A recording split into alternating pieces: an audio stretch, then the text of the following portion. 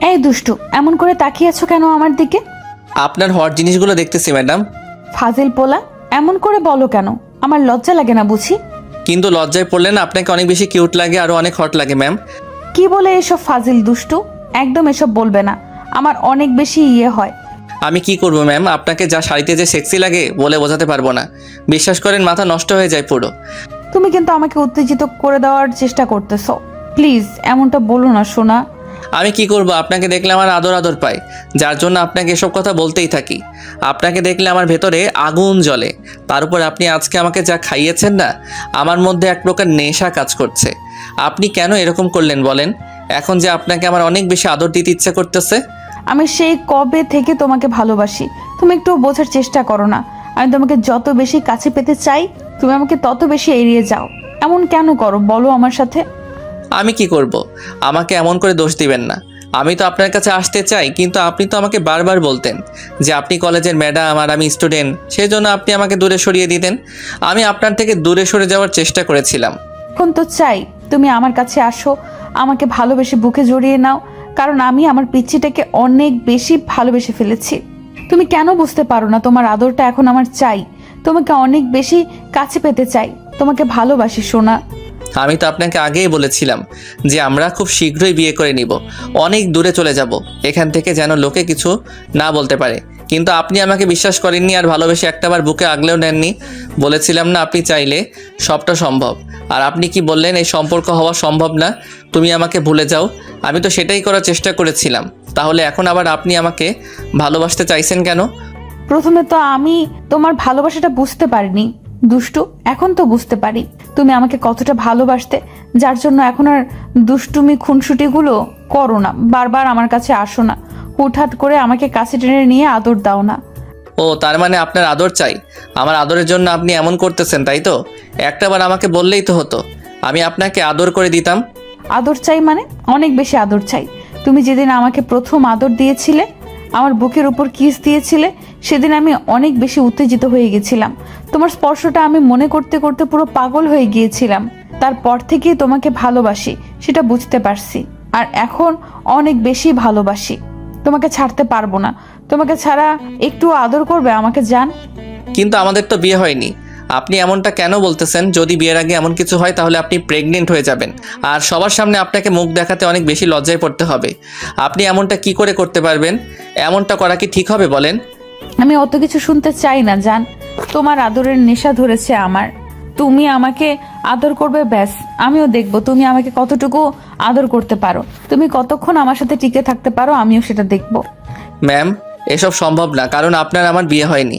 আপনি আমাকে আগে বলতেন আমাকে ভালোবাসেন না, ওই জন্য আপনি আমাকে দূরে সরিয়ে দেন। ওই জন্যই তো আমি আপনাকে ভুলে যাওয়ার চেষ্টা করেছি। আর এখন বলতেছেন আপনি আমাকে ভালোবাসেন, এটা কি করে সম্ভব বলেন? কেন সম্ভব না? তুমি আমার থেকে দূরে গেছো, তাতে কি হয়েছে? এখন তো আমি তোমাকে হারিয়ে ফেলিনি, তাই না? এখন তো তুমি আমাকে ভালোবাসো, বলো তাহলে কেন তুমি আমাকে আদর করতে পারবে না? আর বিয়েটা তো আমরা করবই। আর আজকে তুমি আমাকে আদর করলে তো তোমার আমাকে বিয়ে করা ছাড়ার কোনো উপায়ই থাকবে না। কেন? আপনি এমনটা কেন ভাবতেছেন? কারণ আমি জানি আমার স্পর্শটা পেলে তুমি একদম মাতাল হয়ে যাও, পাগল হয়ে যাও। আমার স্পর্শ পেলে, আমার ঠোঁটের স্বাদ পেলে তুমি কখনোই আমাকে ছেড়ে দূরে থাকতে পারবে না। আমি জানি আমার মধ্যে ওইটুকু মায়া আছে, যে এইটুকু মায়া আমি তোমাকে আটকে দিতে পারবো। প্লিজ সোনা, আমাকে আদর করো। আমি তোমার আদর না পেয়ে থাকতে পারবো না কলিজা। ম্যাডাম, এই সম্পর্কটা তো কেউ মেনে নিবে না। না মেনে নিবে আপনার পরিবার, না মেনে নিবে সমাজ, তার উপর আমার আব্বু আম্মু কি করে মেনে নিবে এমনটা? প্লিজ আপনি এরকম কিছু করতে বলবেন না। আমি চাই না বিয়ের আগে আমাদের কাছে এরকম কিছু হোক আর আপনি অপবিত্র হয়ে যান। ঠিক আছে, আমি যেখানে আছি আর তুমি যে অবস্থাতে আছো, সেখান থেকে আদর না করে ফেরা মুশকিল। তারপরও আমি চাই, তুমি যখন চাও না এরকম কিছু, বিয়ের পরে এসব হোক, তাহলে আমি তোমাকে ফিরিয়ে দেব। কিন্তু তুমি তার জন্য আজকে আমাকে বিয়ে করতে হবে, পারবে তো? কিন্তু ম্যাডাম, এখন কি করে সম্ভব? আমি তো সব উল্টাপাল্টা করে ফেলেছি। আমি মন স্থির করে ফেলেছিলাম আপনাকে ভুলে যাব, আপনার থেকে দূরে যাওয়ার চেষ্টা করেছিলাম। আমি ভেবেছি সবটা এই সম্পর্ক আসলেই হবে না। তাহলে আপনি এমনটা কেন বলতেছেন? প্লিজ এমন কিছু বলবেন না, আপনি বোঝার চেষ্টা করেন। তার মানে তুমি আমাকে ভালোবাসো না তো? আমাকে আদর করতে পারবে না তো? একটু কাছে টেনে নেবে না? বিয়ে করবে না আমাকে? না মানে আসলে ম্যাডাম, আচ্ছা ঠিক আছে, আমি আপনাকে বিয়ে করে নিব, তার জন্য আপনার বাসায় আপনাকে রাজি করাতে হবে। যদি পারেন তাহলে আমি আপনাকে বিয়ে করে নিব। আচ্ছা ঠিক আছে, আমি বাসায় রাজি করাবো, কিন্তু এখন তো তুমি নিশ্চিন্ত থাকতে পারো যে আমার বাসায় রাজি হবে। আর তুমি ভেবে নিয়েছো যেহেতু যে তুমি আমাকে বিয়ে করবে, তাহলে এখন তুমি আমাকে আদর করতে পারো, কারণ আমরা খুব শীঘ্রই বিয়ে করে নিব। দেখো জান। ম্যাডাম, আপনি বলতেছেন বাসায় রাজি করাবেন, কিন্তু এখনও রাজি করাননি, তাহলে এটা কি করে সম্ভব? আমি চাই না বিয়ের আগে এমন কিছু হোক। প্লিজ আপনি এমনটা বলবেন না। তুমি তো চাইলে আমার নিজেকে আটকাতে পারবে না, কারণ কেন জানো? তুমি না অনেক নেশাযুক্ত একটা ওষুধ খেয়েছো, যার জন্য একটু পরে তুমি নেশার ঘোরে আমাকে আদর করবে, অনেক বেশি ভালোবাসবে, যার জন্য তুমি আমার থেকে দূরে যেতে পারবে না। তাহলে এত কথা বলতেছো কেন? আর তুমি নিজেও জানো তুমি চাইলেও এখন থেকে আমার থেকে দূরে সরে যেতে পারবে না। তুমি নিজেকে সরিয়ে নেওয়ার চেষ্টা করে দেখো, তোমার শরীর কখনোই সায় দেবে না। তাহলে তুমি এমন কেন করতেছো? আমাকে একটু আদর করলেই তো হয়। ম্যাডাম, আপনি এসব কি বলতেছেন? দেখেন আমি কি এমন কিছু চাই না, কিন্তু কেন এরকম হচ্ছে বলুন তো? আমার না আপনাকে দেখে সত্যি অনেক আদর করতে ইচ্ছে করতেছে। আপনি কি খাইয়েছেন আমাকে সত্যি করে বলেন তো? বললাম তো, আমি জানতাম তুমি সহজে আমাকে আদর করতে পারবে না, কারণ তুমি অনেক লজ্জা পাও। তারপরও তুমি আমাকে ভালোবাসো। আমি জানি তুমি অনেক ভদ্র সভ্য একটা ছেলে, কিন্তু আমাকে ভালোবাসো বলে পাগলামি করতে, আমাকে ভালোবাসাটা বোঝানোর জন্য এরকম পাগলামি করতে। তাই আমি তোমাকে প্ল্যান করে জুসের সাথে একটা নেশার ওষুধ খাইয়ে দিয়েছি, যেন তোমার অনেক বেশি আদর করতে ইচ্ছে হয়। ওই জন্য তুমি আমাকে আমার কাছে চলে এসেছো। এর জন্য আপনাকে দেখে আজকে এত হট মনে হচ্ছে, এত সেক্সি লাগতেছে, তাই না? হ্যাঁ সোনা, এখন কথা না বাড়িয়ে আমাকে আদর করো। আমি তোমার আদর পেতে চাই। আমি তোমাকে কাছে পাওয়ার জন্য ব্যাকুল হয়ে আছি। কিন্তু আমি বিয়ের আগে এসব কিছু করতে পারবো না। জান, আমরা বিয়ে তো করবই, কিন্তু বিয়ের আগে একটু টেস্ট করে নেই কেমন লাগে। আর তুমি না আমাকে আদর করতে চাইতে, বিয়ের আগে বারবার আমাকে কাছে টেনে নিতে, তখনই বারবার বলতে যে আমাকে নাকি অনেক আদর করবে, আমাকে অনেক বেশি ভালোবাসতে পারবে। তাহলে আমি আজকে দেখতে চাই তুমি আমাকে কেমন আদর করতে পারো, কেমন ভালোবাসতে পারো। নিশির কথাতে ঈশান চুপচাপ রইল, কারণ ঈশান চেয়েও নিজেকে আটকাতে পারছে না। প্রচণ্ড পরিমাণে নেশা কাজ করছে ওর মাঝে। পুরো একটা নেশালো দৃষ্টিতে নিশির দিকে তাকিয়ে আছে। আজকে নিশি প্ল্যান করেই করেছে। নিশি ঈশানের কলেজের ম্যাডাম, তাই ঈশান ওকে যখন পছন্দ করতো, ভালোবাসতো, তখন নিশি ওকে দূরে সরিয়ে দেওয়ার চেষ্টা করলেই তখন ঈশান ওকে অনেক বেশি কষ্ট পেত। তারপর যখন ঈশানের একটা ফ্রেন্ড ওকে বলে ম্যাডামকে কাছে টেনে নিতে, আদর দিতে, তাহলে ওর ভালোবাসাটা ম্যাম বুঝবে, তখন ঈশান নিশি ম্যাডামকে কাছে টেনে নিত। তারপর নিশি ম্যাডাম কোনো সিক্রেট করতো না, কারণ উনি অনেক ভালো মনের একটা মেয়ে। তারপরেও যখন ম্যাম বারবার ওকে ইগনোর করতো, তখন ওনার থেকে দূরে সরে যাওয়ার জন্য ইগনোর করতে শুরু করে। কয়েকটা দিন যেতেই ম্যাডাম ঈশানের ওই 6টা মাসের দুষ্টু মিষ্টি খুনসুটি আদর ভালোবাসাগুলো মিস করছিল, কারণ ঈশান 6টা মাস যাবৎ ম্যাডামকে ডিস্টার্ব করেছে। আর হুটহাট করে তেমনটা করা বন্ধ করে দিল বলেই নিশি ম্যাডাম অনেক বেশি মিস করতেছিল। নিশি ম্যাম মন খারাপ করে থাকতো। ওনার একটা ফ্রেন্ড বলে ও ঈশানকে ভালোবেসে ফেলেছে। তখন নিশি ভেবেছিল সত্যিই ভালোবাসে কিনা। তারপর নিশি ঈশানের সাথে কথা বলতে না পেরে, যোগাযোগ করতে না পেরে কান্না করতো। এবার ঈশান ওনাকে ইগনোর করলে তখন ম্যাম ওনার ফ্রেন্ডের সাথে কথা বলে। নিশি ছেলেদেরকে সবসময় মায়ায় আটকাতে হয়, নিজের মোহে আটকাতে হয়। তুই সেটা কেন পারিস না? তুই তো দেখতে শুনতে অনেক ভালো। তুই চাইলে পিচ্চিটাকে তোর মায়ায় আটকে দিতে পারিস, ও তোর থেকে সরতে পারবে না, দেখিস। সেটা কি করে? আমি তো ওর সাথে কথাই বলতে পারছি না, ও আমার সাথে একটু দেখাও করতেছে না, কিন্তু সেটা কি করে হতে পারে বলো তো? কি করে হতে পারে তুই সেটা বুঝতে পারছিস না? নিজের মায়ায় বলতে আমি কি বোঝাতে চাইছি, তুই ওকে আদর করলে দেখবি তোর থেকে দূরে সরে যেতে চাইবে না। কি বলতেছিস তুই এগুলো? বিয়ের আগে এগুলো কি করে সম্ভব? তুই সব উল্টাপাল্টা কথা একদম বলবি না। এসব কি করে? দেখ, এত কিছু ভাবার সময় নেই। তুই যদি ওকে ভালোবেসে থাকিস তাহলে তুই এটা করবি। ও তো বলতো তোকে কিস করলে, তোর কাছে আসলে তোর কাছে দূরে সরে যেতে পারে না। এখন তো পুরো উল্টো হয়ে গেছে। তাই এখন তোকে ভালোবাসাটা বোঝাতে হলে ওর সাথে এসব করতেই হবে।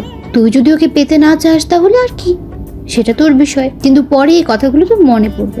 নিশি অনেকক্ষণ যাবৎ ভেবে তারপর বুঝতে পারলো ঈশান ওকে যেমন করে ইগনোর করে, এছাড়া আর কোনো উপায় নেই। তাই ও বলে, কিন্তু কি করে করব? ঈশান আমার সাথে দেখা করতে চাইছে না, কথা বলতে চাইছে না। আর আমার মনে হয় না ও যতটা ভালো একটা ছেলে আমার সাথে এরকম কিছু করবে। ও তো আমাকে ভালোবাসাটা বোঝানোর জন্য আমার কাছে আসতো, আমাকে আদর করত, কিন্তু স্বেচ্ছায় আমার সাথে এরকম কিছু করতে চাইলে করতে পারবে না। আমি সেটা খুব ভালো করেই জানি। তার জন্য তো অন্য কোনো প্ল্যান আছে, তাই না?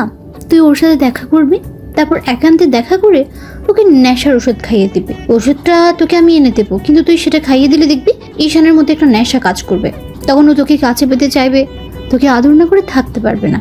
আর যখন তোদের মাঝে সবটা হয়ে যাবে, তখন যদি ঈশান তোকে অস্বীকার করে তাহলে তুই ওর বাসায় গিয়ে বলবি, না হলে প্রুফ হিসেবে তোদের ঘনিষ্ঠ মুহূর্তের ভিডিও সবটা ওর আব্বু আম্মুকে দেখিয়ে দিবি, তাহলে দেখবি ওরা সবটা মেনে নেবে।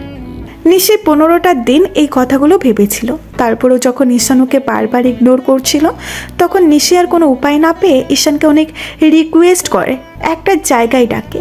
তারপর ওকে জুস খাওয়ার নামে একটা নেশার ঘুমের ওষুধ খাইয়ে দেয়। তারপর ঈশান মাথা ঘুরে পড়ে যেতে গেলেই তারপর নিশি ওকে ধরে একটা রুমে নিয়ে যায়। তারপর ঈশানকে শুয়ে দিতে গিয়েই নিশি ওর উপরে পড়ে যায়। ঈশান ওর দিকে ড্যাপ ড্যাপ করে তাকিয়ে রইল। ঈশান খেয়াল করেছিল নিশি আজকে একটা কালো কালার শাড়ি পরেছে, যার জন্য ওকে আজকে অনেক বেশি সেক্সি আর হট লাগতেছে। ঈশান ওর দিক থেকে চোখ ফেরাতেই পারছিল না। আর তারপর ওদের মাঝে কি কথা হলো সেটা তো আপনারা জানেনই। তো ঈশান কোনো কথা বলছে না দেখে এবার নিশি ওর ঠোর ছোড়া ঈশানের দিকে এগিয়ে দিল। তখন ঈশান আর নিজেকে আটকে রাখতে পারলো না, চোখ বন্ধ করে নিতেই আর কিস করতে লাগলো। ঈশান নিশির ঠোঁটের স্পর্শ পেতেই কেমন যেন বেপরোয়া হয়ে উঠল। নিশি বুঝতে পারলো যে ঈশান হয়তো এখন ওকে আদর করতে চাইছে, তাই নিশি ওর উত্তেজনাটা বাড়িয়ে দেওয়ার জন্য ঈশানের শার্টের বোতাম খুলে ওর বুকে ঘাড়ে আর গলায় কয়েকটা কিস করে দিল, যার জন্য একদম মাতাল হয়ে গেল। আর নিশিকে নিচের উপর থেকে নিচে ফেলে দিয়ে বেপরোয়াভাবে কিস করতে লাগলো। ঈশান নিশির সারা শরীরে কিস দিতে লাগলো। ও শানের গরম নিঃশ্বাস নিশির ঘাড়ে গলায় পড়তেই নিশিও একদম পাগল হয়ে গেল, যার জন্য ওকে খুব শক্ত করে আঁকড়ে ধরেছিল। ঈশান নিশির শরীর থেকে সব কাপড়গুলো সরিয়ে দিতেই কিস করতে লাগলো।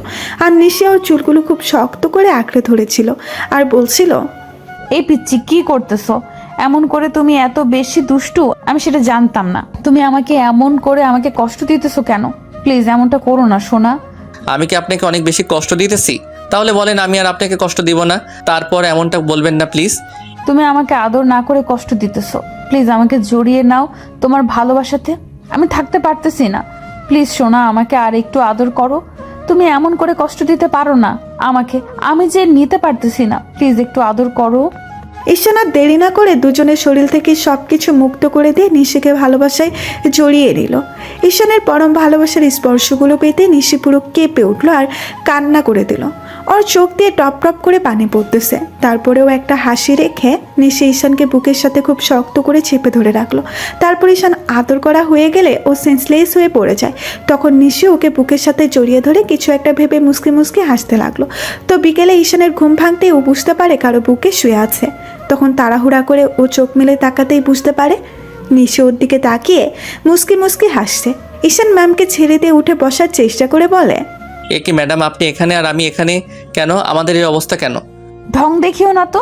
একটু আগে আমাকে আদর করে পুরো ব্যথায় শেষ করে দিয়েছো, এখন আবার বলতেছো এমন কেন? তুমি তোমার শরীরের অবস্থা দেখো আর আমার শরীরের অবস্থা দেখো, সবটা তুমি করেছো। এখন আমাকে খেয়ে বিয়ে করবে। ঈশান আর কিছু না বলেই সবটা মেনে করার চেষ্টা করলে আস্তে আস্তে সবটা মনে পড়তে লাগলো। নিশিকে কান্না করতে দেখে ঈশান ওনার চোখের পানি মুছে দিয়ে বলতে লাগলো, সত্যি কি এমন আমি এমনটা করেছি? তাহলে কি আমি মিথ্যা বলতেছি?